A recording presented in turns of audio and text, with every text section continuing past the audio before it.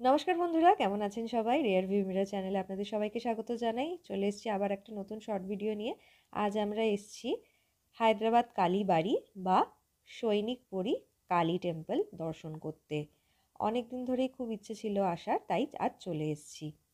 মন্দিরে ঢুকে বাঁ দিকে গেলেই সবার আগে যার দর্শন পাবেন তিনি হলেন স্বয়ং মহাদেব। মহাদেবকে দর্শন করার পর এবারে আপনারা দর্শন করে নিন গণপতি মহারাজের।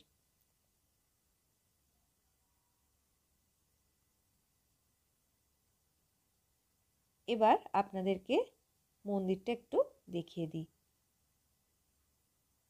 বিশাল বড় জায়গা নিয়ে কিন্তু এই মন্দিরটা করা হয়েছে, আর মন্দিরের আদলটা কিন্তু দক্ষিণেশ্বর কালীবাড়ির যে আদল সেইভাবেই করা হয়েছে।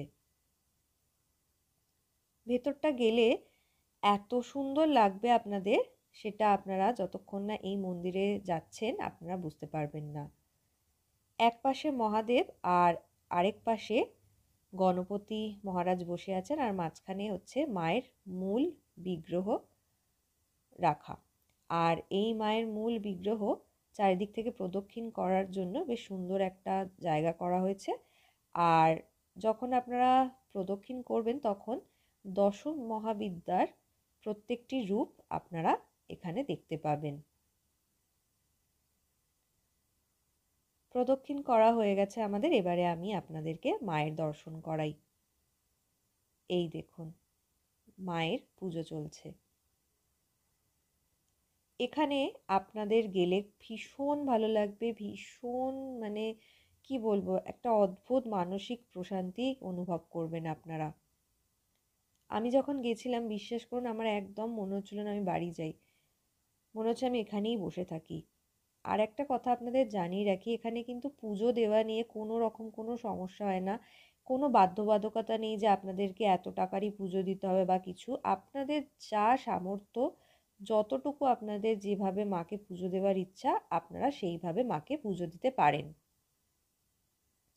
এখানে ঠাকুরমশাইদের ব্যবহার এত ভালো, আপনারা যতক্ষণ না নিজে যাচ্ছেন ততক্ষণ আপনারা বুঝবেন না। ভিডিওটা কেমন লাগলো আমাকে কিন্তু কমেন্ট করে জানাতে ভুলবেন না। অবশ্যই একটা লাইক করবেন, আর আপনাদের কাছের মানুষের সাথে অবশ্যই এই ভিডিওটা শেয়ার করবেন। যারা হায়দ্রাবাদে ঘুরতে আসছেন বা যারা হায়দ্রাবাদে থাকেন এখনও মায়ের দর্শন করে উঠতে পারেননি, তারা অবশ্যই হাতে সময় নিয়ে একবার অন্তত মায়ের দর্শন করে যাবেন। সবাই খুব ভালো থাকবেন, সুস্থ থাকবেন। ধন্যবাদ।